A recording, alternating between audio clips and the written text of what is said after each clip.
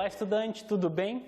Vamos para a nossa terceira noite de palestras na Semana de Conhecimentos Gerais, cujo tema é Transformação Digital, Tecnologia de Acesso e Políticas Públicas.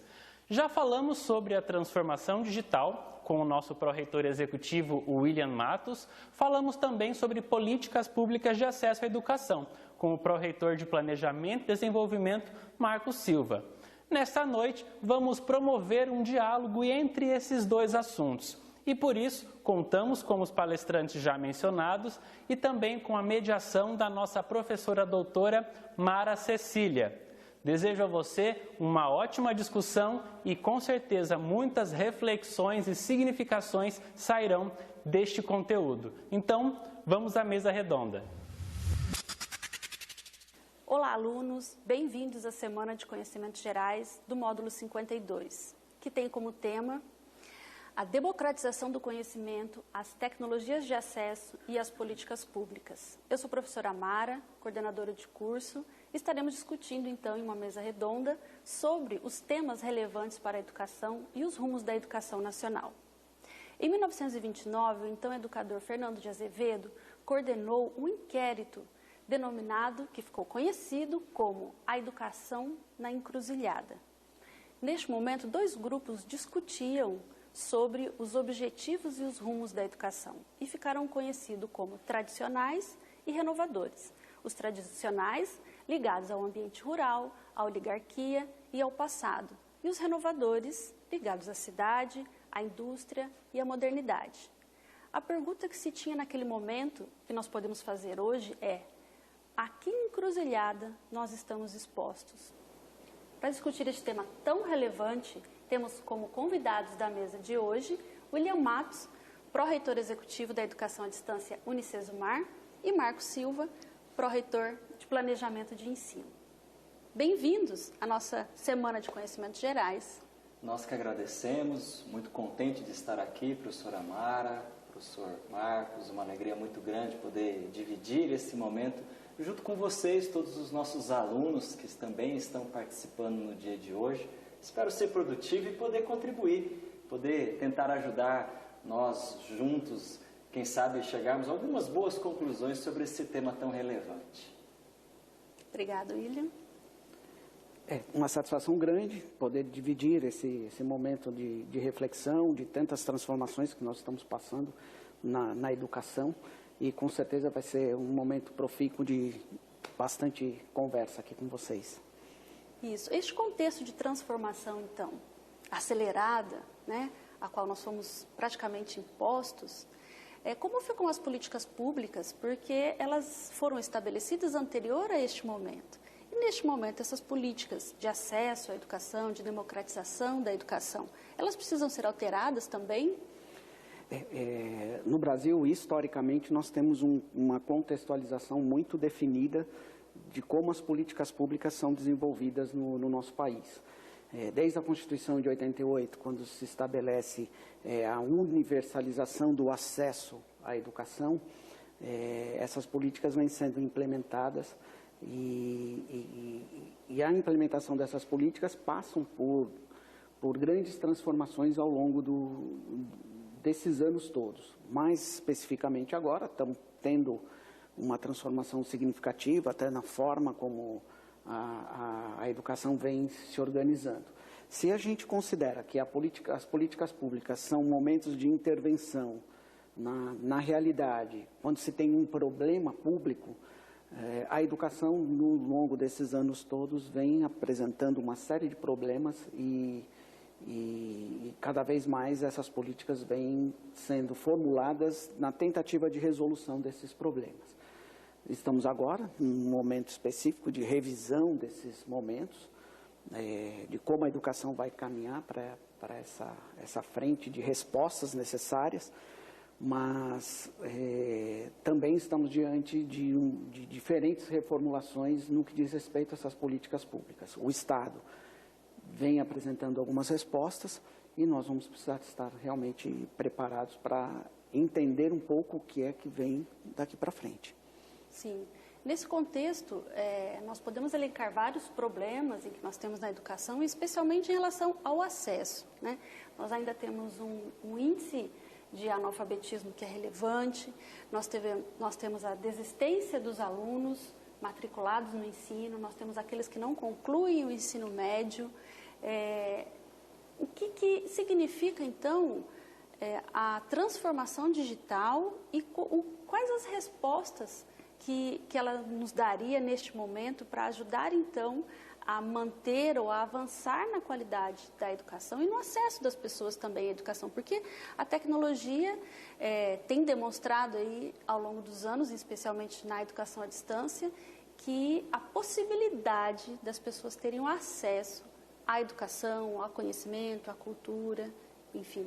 Sem dúvida nenhuma, professora Mara, eu não tenho dúvida de dizer que a tecnologia ela vem para contribuir nesse processo, mas ela por si própria, ela não conseguirá entregar todos os déficits que nós temos. E falando sobre a interação da tecnologia ao acesso, nós temos que lembrar que nós temos níveis diferentes na educação. A educação básica, o ensino médio, o ensino superior. Eu vejo que a gente tem desafios diferentes em relação àquilo que a tecnologia pode fazer e pode entregar. Além disso, concordando muito com a primeira fala do professor Marcos, a gente sabe que toda política pública instaurada, muitas vezes ela não vai de encontro às necessidades reais que um país tão grande como o nosso tem. Porque, além de todos os níveis que nós temos na educação, nós temos realidades muito diferentes em cada cidade, em cada país, em cada estado, quer dizer, norte, nordeste, sul.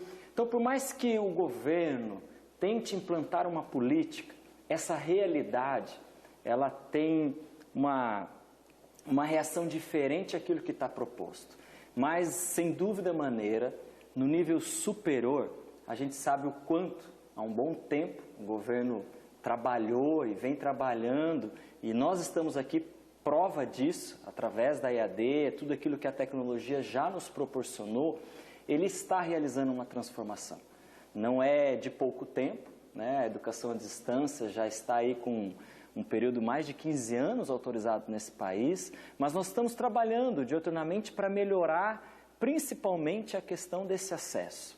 É claro que quando a gente pensa a quantidade de polos espalhados nas cidades desse Brasil, o quanto nós conseguimos alcançar e chegar em regiões que o ensino presencial sem tecnologia não conseguiria alcançar, é muito grande o que nós já fizemos.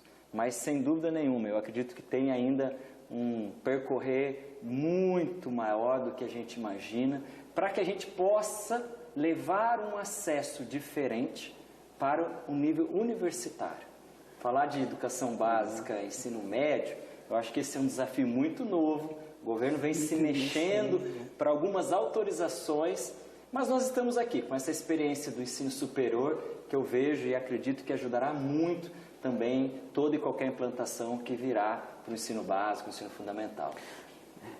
E William, cabe destacar também que a questão relacionada ao acesso, ela impulsiona o desenvolvimento desse país no que diz respeito a uma carência histórica que nós temos, que é a questão mesmo da formação dos profissionais para atuarem nos diferentes níveis dentro desse país, né? Então, nós vivemos, o nosso governo, o nosso Estado, ele determina que a formação educacional precisa passar pelos diferentes níveis educacionais. O anseio ao ensino superior hoje é uma etapa na vida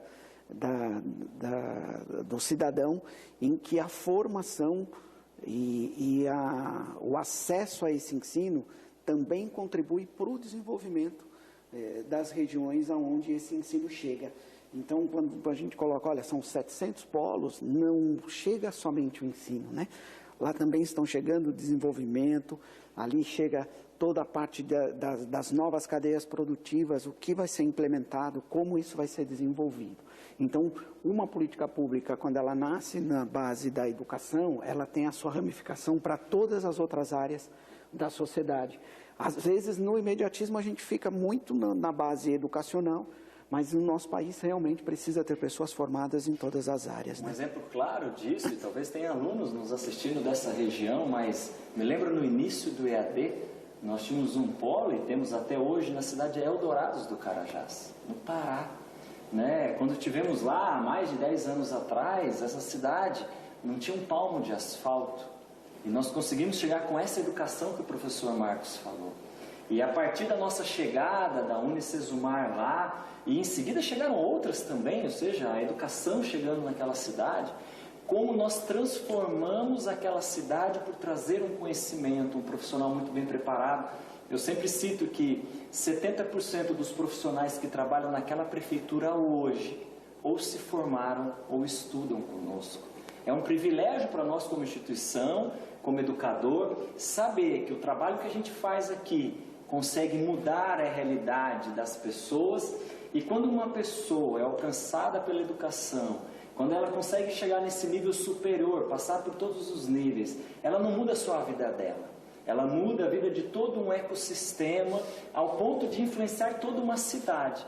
E eu não tenho dúvida nenhuma que o EAD fez isso, e talvez a gente ainda não consiga perceber de uma maneira macro, mas eu teria aqui N histórias para contar de cidades onde a nossa chegada fez a diferença para o desenvolvimento econômico, social daquela região, daquela população. Então, eu acredito, como eu disse, que realmente no nível superior nós temos números ainda muito aquém como um país, mas a EAD já tem feito muita diferença na vida das pessoas e automaticamente na comunidade, na economia e na sociedade. Sim. Nesse sentido, precisamos pensar também, professor Marcos, em relação às políticas públicas, a importância do setor privado, né, na oferta da educação, em trazer esse acesso às pessoas à educação, como que essa questão legal da oferta do setor público e do setor privado na educação, e também pensando em todas as consequências dessas políticas. E se nós pensarmos então que a educação transforma e transforma a vida das pessoas, como pensar na responsabilidade também do Estado para aqueles que ainda não possuem o acesso à educação? Então, hoje, a Constituição Brasileira, no artigo 205, ela garante que o ensino ele é um direito de todos e ele pode ser oferecido tanto pela área pública quanto pela área privada. Quando a gente fala no sentido público, o Estado vem, ao longo dos anos, assumindo, mas esse assumir também perpassa por uma transferência de corresponsabilidade para as outras áreas governamentais.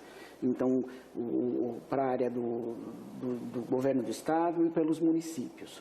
No que diz respeito ao ensino superior, o ensino privado, ele vem ao longo dos últimos 15 anos assumindo de forma significativamente a formação dos profissionais nesse país. Então, o ensino privado, ele tem uma responsabilidade muito grande, porque ele vem assumindo esse papel. Né? É claro que quando a gente observa quais são as diretrizes estabelecidas nos diferentes planos, e principalmente no Plano Nacional de Educação, o papel do Estado vem se concentrando mais no ensino fundamental, no ensino básico, ensino fundamental, ensino médio. Né? Mas o ensino superior hoje, a grande responsabilidade de formação está no ensino privado, na oferta privada? Na oferta privada, e isso aumenta a responsabilidade das instituições, que com isso... Precisa de uma regulação também desta qualidade. Sim, que com isso precisam atender os requisitos específicos de qualidade estabelecidos pelo Ministério da Educação, no sentido de garantia de uma educação de qualidade. Então, é um momento significativo no nosso país de responsabilidade que são assumidas por instituições de ensino superior e que têm um papel fundamental na formação desses alunos, né? Até porque esse processo de oferecimento desse ensino passa por um processo regulatório muito grande. Então, as exigências do Ministério da Educação para isso são muito grandes na garantia da qualidade. Eu acho que existem dois pontos aí que eu queria complementar a fala do professor Marcos e também responder a tua pergunta. O primeiro, quando a gente vê o papel do Estado, e eu como educador não posso deixar de falar isso aqui, ainda que você que está nos escutando ouça com muito cuidado, mas eu acho que existem coisas básicas que a nossa nação e o nosso país deixa ainda a desejar na educação, que eu poderia começar a falar pelas infraestruturas das nossas escolas. Nós que temos o privilégio de conhecer esse país de ponta a ponta, muitas vezes em uma das nossas viagens a gente aproveita para se aprofundar também no ensino fundamental, na educação básica. E quando a gente visita as nossas escolas públicas, é triste ver. Porque em algum momento a gente vê o Estado, o governo oferecendo tecnologia, enquanto falta porta nos banheiros das escolas. Saneamento básico. Quanto falta saneamento básico, quanto falta a merenda para os nossos crianças. Então é difícil para mim, por mais que nós estamos aqui também para falar de toda essa transformação tecnológica, entender como será essa fusão, essa cisão, esse movimento, né? Quanto falta nessa infraestrutura pessoal, professores qualificados, bem treinados, capacitados. Então, é difícil, eu sei que o tema principal não é esse, até porque precisaríamos trazer especialistas para conversar, mas eu acho que me dói ver as possibilidades e, ao mesmo tempo, ver aquilo que realmente acontece em cada uma das nossas escolas. Entretanto, o governo não teve escolha, ele teve que nos dar a possibilidade para as instituições privadas assumirem esse papel. E aí é o outro contraponto que eu faço. Porque não é porque está na instituição privada que garante a qualidade. Eu acho que esse é o nosso desafio também como instituição, como educador. Não somos perfeitos, temos falhas, né? Trabalhamos todos os dias para entregar o melhor, mas mesmo na instituição privada existem muitas falhas, existem muitos gaps, mas acredito que o único caminho, pelo menos de curto prazo, é pela instituição privada, a forma de nós alcançarmos mais pessoas, a forma de nós levarmos uma educação mais maciça, entretanto, com uma preocupação sempre da qualidade. E muitas vezes, sabemos, né, professor Marcos, professora Mara, que o próprio Ministério da Educação não consegue garantir essa qualidade. Mas nós, como Unicesumar, estamos trabalhando para isso, né? Chegar nesses 4 cantos desse país com qualidade, né? Esse é o nosso lema, esse é o posicionamento da nossa reitoria e esse tem sido o nosso desafio na diferenciação daquilo que a gente faz e naquilo que a gente entrega. Isso. É importante que os alunos saibam também esse controle ou essa regulamentação do Ministério da Educação, do governo federal, em relação às instituições privadas. Quais são esses processos de regulação ou de avaliação para se manter, então, uma qualidade na educação? Antes da gente entrar nesse ponto específico, professora Mara, eu acho que vale a gente destacar que nos últimos 20 anos, né, mais precisamente a partir de 2000, a gente tem uma modificação no cenário e no cenário de acesso à educação que vem passando por grandes transformações. Então, é claro que todo momento regulatório passa por um governo de Estado em função de uma política estabelecida, mas já nos últimos 20 anos, a escola, as universidades, elas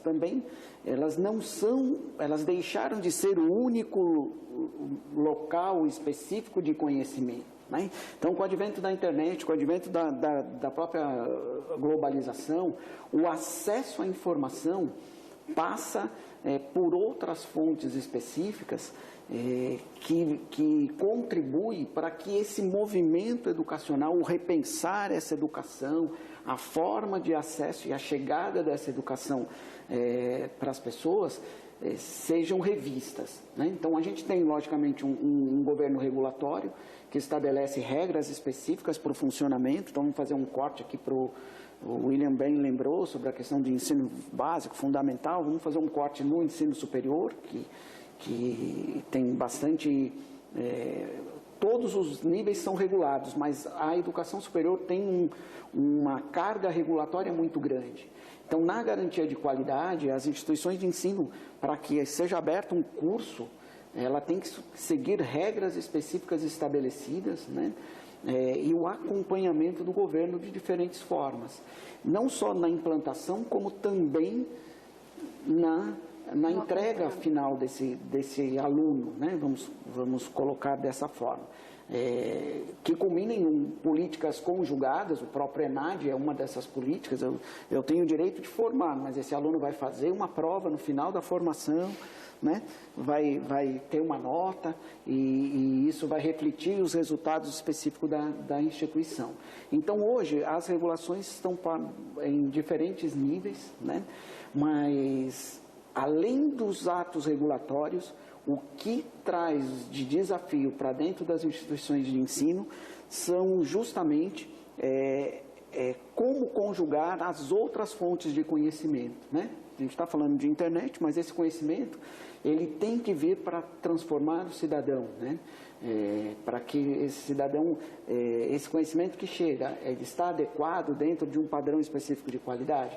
Então, além do desafio da formação, né, William, a gente ainda encontra uma questão do desenvolvimento tecnológico que tem que ser oferecido, né, no sentido da gente ter uma contribuição maior também na formação desse aluno. A informação por informação, ela está aí, né, William?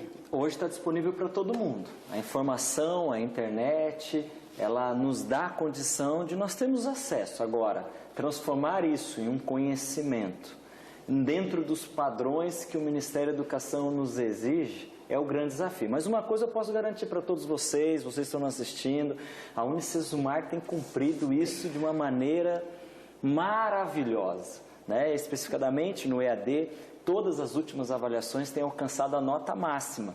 Então, existem os padrões, eles devem ser cumpridos. E saiba que você é nosso aluno, nós estamos aqui trabalhando para entregar o melhor dentro desses padrões e, com certeza, muitas vezes indo muito além daquilo que é nos exigido pelo Ministério da Educação. Sim, pensando neste processo de avaliação, retomando que sempre que se elabora uma política pública, parte de problemas, né? Ou de um diagnóstico. Então, pensando na educação, as políticas partiram de um diagnóstico de problemas que foram detectados, elaboraram-se políticas públicas de acesso e também formas de regulação para acompanhar e avaliar essas políticas, correto? Pensando também na sua fala, William, na palestra, de que os alunos que estão no ensino fundamental, a maioria das profissões ainda não existem. Então, nós poderíamos pensar aqui, qual seria então a função da educação, o objetivo da educação, né? Nós sabemos que na Constituição está estabelecido lá que a educação tem o objetivo de formar para o trabalho e formar para a cidadania, mas formar para o trabalho se nós ainda não conhecemos, né, essas profissões que irão surgir. Então, qual o papel aí dessa transformação digital ou como que a gente pode pensar a educação neste contexto? Ela não me avisou que ela ia me apertar assim não, né, gente? Essa resposta eu gostaria de ter ela, professora, assim, de maneira completa. Mas realmente, às vezes parece assustador pensar que as profissões do futuro, que os nossos filhos trabalharão, aquilo que eles vão fazer, ou até mesmo a necessidade que as empresas terão, nós não conhecemos ainda. Então, realmente, quando a gente olha para dentro de nós, como educação, como instituição de ensino, como é que nós vamos se preparar se nós não sabemos o que preparar? Sim. Eu acho que o grande desafio é nós ficarmos atentos a todo momento, e uma das minhas dicas aos nossos alunos foi isso, tentando buscar conhecer, interagir, conhecer outros mercados, ter uma relação com a empresa, com o mercado forte, né? E aí tem algo que nós fazemos muito bem aqui, que são os ambientes profissionais, buscando entender as profissões, entender o nosso papel como cidadão e entender aquilo que o mercado vai demandar. E é claro que nós temos que se adaptar rápido. Vence quem consegue se adaptar melhor, quem consegue agir e mudar, porque esse vai ser o nosso papel. Não tem como pensar em preparar uma nova profissão, porque as novas profissões, elas nascerão das próprias profissões. Porque quando a gente fala das profissões, existe algo que a gente precisa se libertar, que nós precisamos falar de competências e habilidades. Não importa se você está se formando para ser economista, administrador, engenheiro, o grande desafio é nós entendermos quais são as competências e habilidades que essa formação vai dar para os nossos alunos. E a partir desse pool de competências e habilidades, entender aquilo que o mercado precisa para que realmente a gente possa entregar essa nova profissão. Eu, às vezes, me arrisco a sonhar o que será essas novas profissões. Talvez eu vou falar algumas coisas aqui que parecem loucura, mas eu falo que será a junção, por exemplo, de um curso de medicina com engenharia. Será que alguém já pensou nisso? Mas com a robótica, com a operação à distância, com a telemedicina, com tantas coisas que a engenharia e a tecnologia está influenciando na medicina, por que não pensarmos num currículo onde as competências e habilidades de engenharia com medicina sejam entregues ao mesmo profissional? Parece assustador, mas eu não tenho dúvida nenhuma que esses olhos verão isso acontecer. Eu acho que isso é o que nos encanta e esse é o privilégio de poder trabalhar com educação. Trabalhar com inovação, tudo é muito bonito, novo e com muitas possibilidades. E nós queremos, diante a esses desafios, sair na frente, né? Quem sabe aí em breve lançamos um curso de medicina e engenharia juntos aqui no presencial, professor Marcos. Como é que a regulação iria nos entender? Uma boa pergunta. Sim. Essa capacidade, William, que você traz da necessidade de adaptação, ela também vai precisar passar por um processo de revisão significativa nesse país. Os últimos meses já vem mostrando isso, né? Ainda a gente vem de um processo onde a formação é estabelecida em função da garantia da universalização do ensino. O governo estabelece as diretrizes curriculares nacionais, né? Então, quando a gente fala dessas diretrizes curriculares para o curso de medicina, o que é que significa isso, né, para o nosso aluno? É que a mesma formação desse aluno no curso de administração daqui da região sul tem que ser a mesma formação desse aluno da região norte e nordeste, né? Mas, professor Marcos, as necessidades do administrador aqui do sul é diferente do norte, então o governo não nos permite. Não, ele permite essa adequação, desde que se estabeleça no projeto de formação desse aluno uma parte da especificidade local. E aí é muito importante a fala que você traz, William, de que essa adaptabilidade precisa passar por esse aluno que está se formando. Então, a visão dele no recebimento aluno, né, o que tá desse conhecimento precisa ser no sentido de ter uma intervenção na sociedade. Ainda é cartorial, né? Mas os últimos movimentos do próprio Ministério vêm trabalhando, a própria pandemia traz agora essa adaptabilidade. Ela está sendo um pouco forçada, no sentido de que as regras precisam ser cumpridas, mas essa adaptabilidade vai ter que ser necessária. E aí eu acho que você é bem feliz na fala, quando você sinaliza que isso é o que vai impulsionar as novas profissões, né? Porque aquilo que estava fechado somente numa caixinha precisa abrir para as outras dimensões de como é que nós vamos resolver esses problemas específicos, né? As próprias políticas públicas trabalham no sentido de qual é a resolução dos problemas que a sociedade inventa, mas isso não está só no campo da própria sociedade ou da própria política pública. Qual é o problema na sua região que você precisa resolver? Isso vai impulsionar, William, e também aproveitando uma dica aqui para os nossos alunos, né, que a formação não fique restrita simplesmente aos conteúdos, e aqui na Unicesumar a gente sabe a qualidade desses conteúdos, mas que abra um pouco a visão para ele desse conteúdo de qualidade, com uma intervenção na realidade onde ele vive, e quais as possíveis junção dessa formação e dessa habilidade no que está acontecendo agora, né? Aproveitando a dica, eu também quero deixar uma dica para os nossos alunos. E está pautado naquilo que você falou, professor Marcos.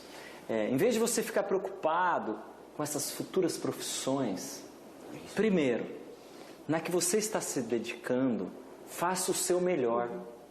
Nós não seremos perfeitos, mas dê o seu melhor. Mas a dica vem agora.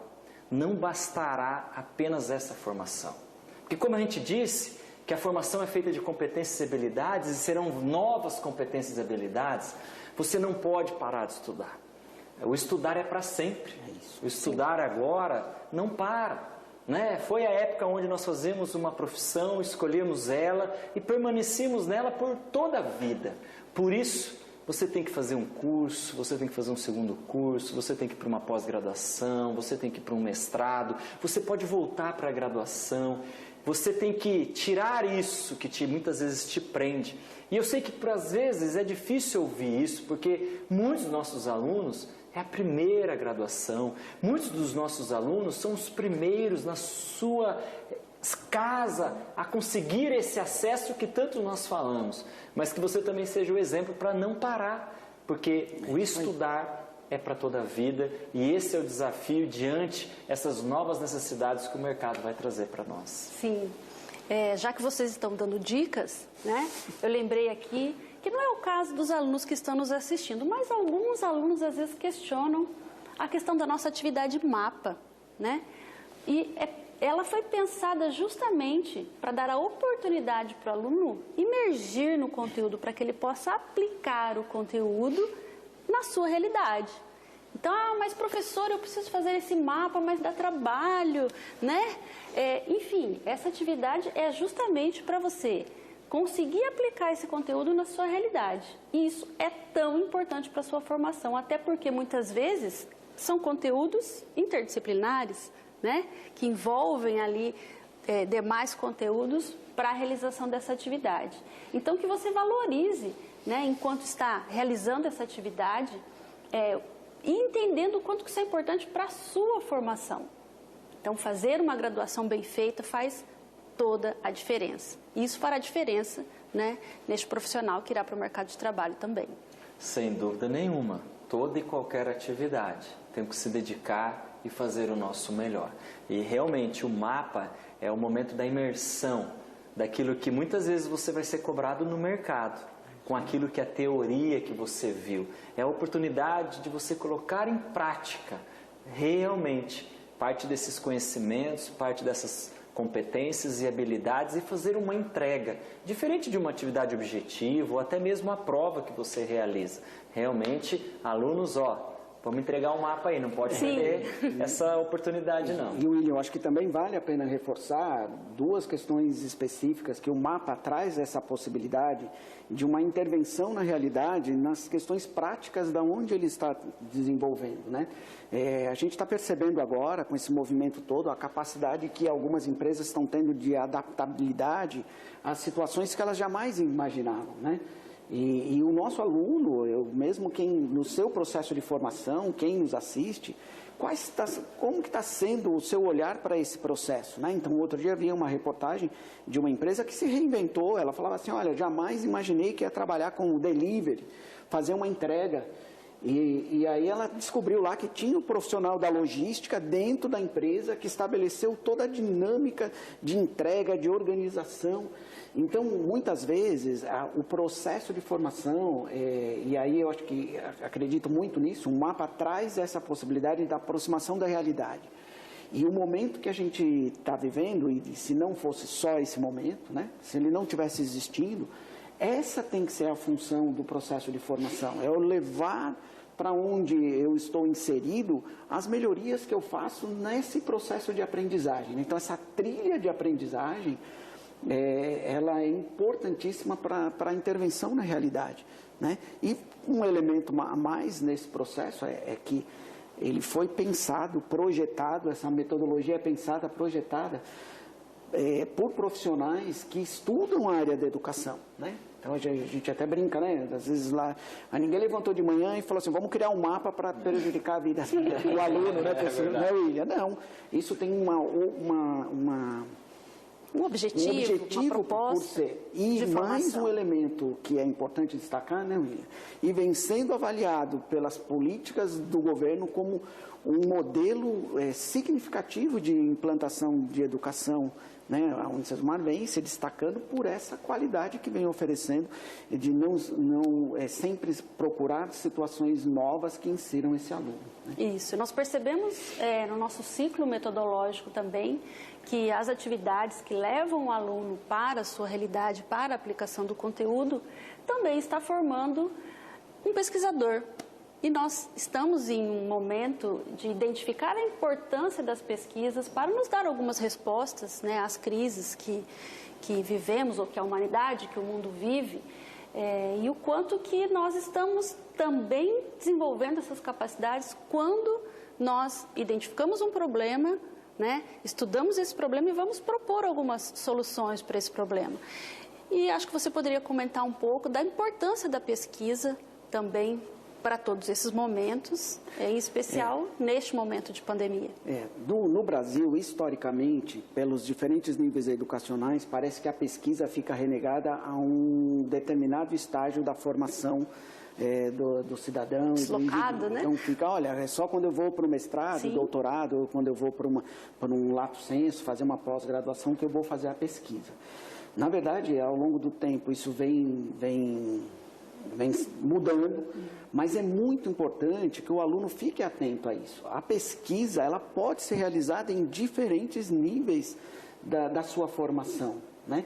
Quando a gente fala de pesquisa, a gente não está falando aqui da pesquisa básica, né, de intervenção ou de projetos específicos ligados ao mestrado, doutorado, mas o aluno pode sim, e ele deve ser incentivado, a Unicesumar inclusive faz isso com seus programas de iniciação científica, a serem estimulados ao processo de pesquisa, né? É o que está acontecendo agora, mais do que nunca, né? As pesquisas estão sendo em todos os níveis aliados. O William até falou assim, da engenharia com a medicina. As primeiras pesquisas de mapeamento de onde estavam a pandemia, como ela se desenvolvia, foram feitas por engenheiros, e eram engenheiros que estavam aonde, juntamente com a área de medicina. Então, a questão da pesquisa, ela precisa romper esse preconceito que às vezes tem, olha, eu só vou pesquisar lá na frente, mas ela tem que estar presente no cotidiano da formação do aluno, né? Eu quero pegar o gancho da pesquisa, mas para trazer a realidade da transformação digital que nós vamos fazer. A base dessa transformação, ela se dá através da pesquisa e eu vou explicar por quê. Porque toda transformação digital, o objetivo maior dela é resolver um problema. Problema todos nós temos nos nossos cotidianos, nos nossos afazeres, a educação, o governo, o município. O que nós não sabemos fazer é a pesquisa para realmente entender a causa raiz dos nossos problemas. E o que as startups são boas em fazer, e por isso que elas têm promovido essa transformação digital em N setores, é realmente fazer a pesquisa correta para entender a raiz do problema e, a partir daí, trazer uma solução tecnológica para resolver a base. Então, esse é o desafio, mas, infelizmente, a academia, nós estudantes, as instituições como um todo, estão muito longe dessa realidade, porque vem a pesquisa como algo só lá para aquele nível do estrito sensu, né? E é muito ruim, porque quando a gente não traz a pesquisa, a gente entra no mundo do achismo. E esse é o desafio hoje de toda e qualquer mudança, de toda e qualquer transformação. Nós conseguimos entender a solução através do encontrar a raiz dos problemas. Então, não tenho dúvida nenhuma que a pesquisa, ela precisa ser melhor aproveitada. Mas antes do que isso, ela precisa ser melhor ensinada em todos os níveis, para criar, né, dentro de cada um de nós, dentro de cada um dos alunos, esse desejo, porque a pesquisa tem muito a ver com curiosidade. E eu falei sobre novas competências e habilidades, e lá na palestra eu estava falando, seja curioso. A partir do momento que você é curioso, você vai querer pesquisar. Mas entenda o processo da pesquisa, ache realmente aquilo que precisa ser encontrado, que com certeza, com tantas possibilidades aí que a tecnologia dizem, que uma empresa de inteligência artificial mapeou 6 semanas antes o Covid e ele chegou na região lá de Wuhan, na China. Mas isso ainda está muito longe de realmente transformar ou talvez evitar esse caos que nós estamos vivendo. Mas sem dúvida nenhuma, é através da pesquisa que a gente vai conseguir transformar muitas coisas. Sim. Importante entender também que a nossa conversa aqui não necessariamente trará resposta, né? Mas um processo importante da formação é levantar perguntas e deixá-los também com algumas dúvidas para que vocês possam ler e buscar algumas respostas, né? Mas então, chegando para o final do nosso bate-papo, a última pergunta, então, se assim é possível, como é que vocês visualizam a educação neste processo pós-pandemia? Simples, né, professor? Simples, William. Não estava combinado isso de novo, não, hein, Marcos? Simples, educação pós-pandemia, né? Professor Marcos, por favor, né? Mas nós temos muitos aprendizados aí para levar para a nossa vida neste momento. Eu acredito que realmente nós estamos passando por um momento significativo de reflexão. É um momento em que nós precisamos ter respostas a cada dia. Então, um dia atrás do outro, nós precisaremos buscar essas respostas. Não me incomoda muito, mas me causa um certo estranhamento. Algumas falas, às vezes, olha, tudo vai ser diferente depois da pandemia. Realmente vai ser diferente, né? A gente sabe. Mas essas diferenças, elas, no meu entendimento, elas caminharão para uma resposta de resolução dos problemas que vão surgir a partir daí, né? Então, eu acredito que a educação, ela tem essa capacidade de se adaptar, de se reinventar, e não só se reinventar, mas também garantir aquela qualidade específica que ela se compromete a entregar. Se a gente observar o que está acontecendo, todo mundo olha, está tudo parado? Não está parado. As pessoas estão aprendendo, o conhecimento vem sendo adquirido.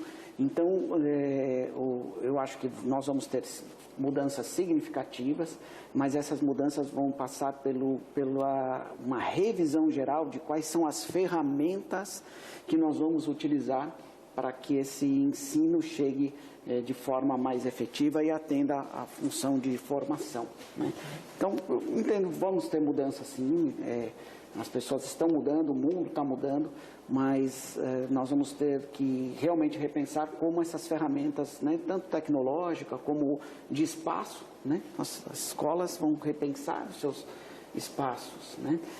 Muitas necessidades que antes eram tidas como primordiais, não só no desenvolvimento da educação, mas do próprio indivíduo, estão caindo, né? Então, algumas necessidades você não tinha mais. Você achava que tinha, agora você vê que você consegue sobreviver sem ela. Mas a educação, ela é a única chave nesse entendimento de mudança, de transformação. Então, eu não tenho todas as respostas, não tenho quase nenhuma, mas eu só gostaria de reforçar e deixar um aviso. É só pela educação que essa transformação vai acontecer. Semana passada assisti uma live do presidente do Google e ele disse assim: quem tiver a resposta com o que vai acontecer no mundo pós-pandemia é a mesma coisa que jogar na loteria. É sorte. Ninguém tem. Sobre educação, professora, uma coisa eu tenho certeza, será diferente. Agora, eu não estou aqui para falar que vai ser melhor ou pior, porque quando a gente fala que vai ser diferente, as pessoas já têm a conceito de julgar se vai ser ruim ou pior. Nós não sabemos, não é esse o objetivo. Mas sendo diferente e com tudo aquilo que a transformação vai trazer, uma das coisas que eu acredito, e eu já também falei na minha palavra, é que esse ser diferente vai depender de nós. Por mais que a tecnologia está aí, por mais que o Covid vai nos exigir um posicionamento diferente, uma postura diferente, quem faz as coisas acontecer é o ser humano. Somos cada um de nós. Por isso que o meu desafio e a minha pergunta que eu devolvo para vocês, para os nossos alunos, é como nós, como pessoas, sairemos após esse Covid.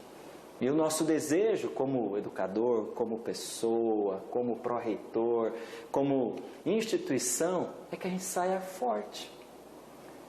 Passando por este momento, mas sabendo que, apesar de termos perdido, e porque nós vamos perder, algumas coisas nós vamos perder, nós sairemos mais fortes, diferentes da maneira como entramos nesse momento de Covid.